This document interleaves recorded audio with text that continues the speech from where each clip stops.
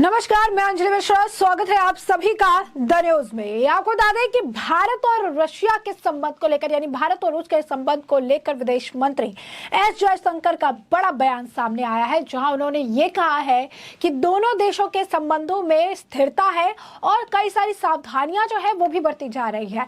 जी हाँ, बिल्कुल सही सुना आपने। रशिया को लेकर ये बड़ा बयान आया है। बता दें आपको कि हाल फिलहाल में कनाडा से जुड़ा जो मामला और विवाद सामने आ रहा था, इसे देखते हुए रशिया की तरफ से भी रूस की तरफ से भी कनाडा को लेकर जो बातें हैं वो कही गई थी, क्योंकि ये बात पसंद नहीं आई थी कि नाजी के एक आप कह सकते हैं कि सोल्जर्स को वहां पर सम्मानित किया गया था और वहां पर जेलेंस्की भी गए हुए थे कनाडा में, और इसे लेकर भी रशिया काफी हमलावर नजर आ रही थी। और इसी बीच भारत ने रशिया के साथ स्थिर रिलेशन की बात जो है कही है। तो भारत रूस संबंधों पर विदेश मंत्री एस जयशंकर का बयान सामने आया है।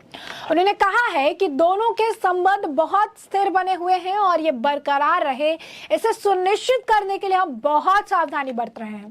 विदेश संबंधित परिषद में मंगलवार ने यहाँ एक बातचीत के दौरान जयशंकर ने कहा कि फरवरी 2022 के यूक्रेन युद्ध के मद्देनजर यूरोप और पश्चिम के साथ रूस के संबंध इतने गंभीर रूप से बाधित हो गए हैं कि मॉस्को वास्तव में एशिया और दुनिया के अन्य हिस्सों की ओर देख जो है रुख कर रहा है। जयशंकर ने 78वें संयुक्त राष्ट्र महासभा सत्र को संबोधित करने के कुछ घंटे बाद कहा कि मुझे लगता है कि दोनों देशों में यह समझ है कि एशियाई महाद्वीप में बड़ी शक्तियों के रूप में साथ आने की चाहत के लिए एक तरह का जो है संरचनात्मक आधार है, और इसीलिए हम बहुत सावधानी बरतते हैं ताकि संबंध जो है वो बरकरार रहे। उन्होंने आगे कहा है कि रूस वास्तव में एशिया और दुनिया के अन्य हिस्सों की ओर रुख करता हुआ नजर आ रहा है। उनका कहना है कि दुनिया की तरफ, एशिया की तरफ रूस का जो है रुख है, क्योंकि यहीं पर बहुत सारी आर्थिक गतिविधियां होती हैं और यह एक एशियाई शक्ति भी है। भले ही जो है इसने हमेशा खुद को मुख्य रूप से उस रूप में नहीं देखा है, या जो है वह बोली की है कि मैं भविष्यवाणी करता हूं कि रूस वैकल्पिक संबंध बनाने के लिए बहुत कड़े प्रयास करेगा, जिनमें से अधिकांश एशिया में होंगे, और यह खुद को अर्थशास्त्र और व्यापार में संभवतः अन्य क्षेत्रों में भी प्रतिबिंबित करेगा। जयशंकर ने कहा कि मुझे पता है कि रूस चीन की इसमें एक विशेष प्रोफाइल होगी, एक विशेष प्रमुखता होगी, लेकिन मैं ये भी कहूंगा कि रूस के साथ हमारे अपने संबंध 50 के दशक के मध्य से बेहतर स्थिर रहे हैं। और अगर आप देखें तो यह दिलचस्प है। विश्व राजनीति के पिछले 70 वर्षों में अमेरिका, रूस, चीन, यूरोप, रूस, इनमें से लगभग हर रिश्ते में बहुत बड़े उतार चढ़ाव आए हैं। उस रिश्ते में बहुत बुरे दौर भी आए हैं, अच्छे दौर भी आए हैं, लेकिन भारत रूस के संबंध वास्तव में बहुत बहुत स्थिर रहे हैं। संयुक्त राष्ट्र महासभा के दौरान भारत के विदेश मंत्री एस जयशंकर ने रूस के साथ रिश्तों को लेकर यह बड़ा बयान दिया।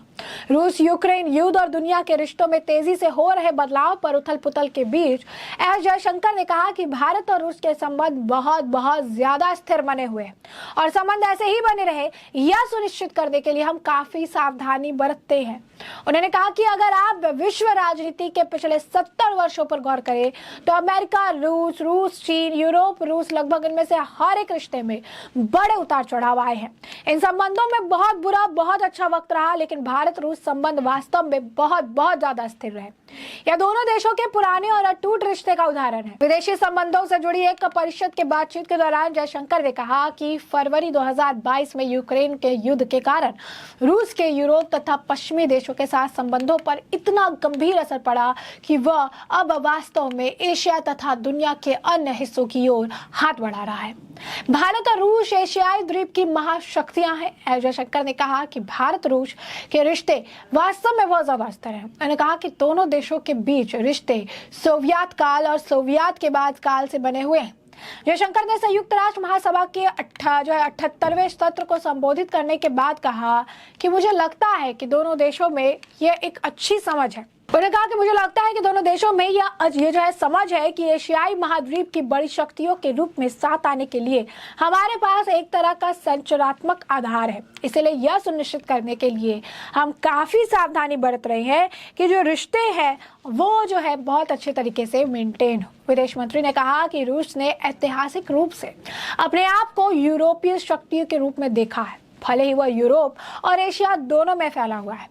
रूस यूरोप से ज्यादा एशिया की ओर रुख कर रहा है, ऐसा भी उनका कहना है।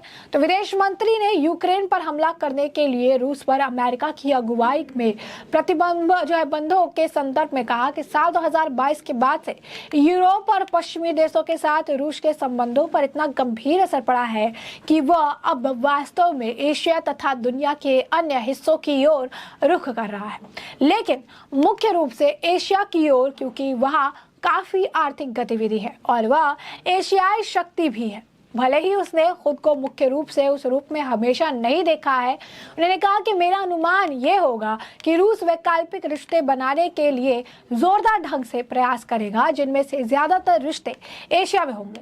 यह अर्थशास्त्र और व्यापार संभवतः अन्य क्षेत्रों में दिखेगा। जयशंकर ने कहा, मैं जानता हूं कि इसमें रूस चीन का एक विशेष स्थान होगा, लेकिन मैं ये भी कहूंगा कि रूस के साथ हमारे अपने संबंध 50 के दशक से ही अत्यधिक स्थिर रहे हैं और ये बात कोई भी नहीं टाल सकता। तो अब देखिए, उन्होंने कहा है साफ तौर पर कि काफी स्थिर रिश्ते रहे हैं और इसे लेकर उन्होंने कहा कि इसे उन्होंने मेंटेन करने का काम भी जो है किया है।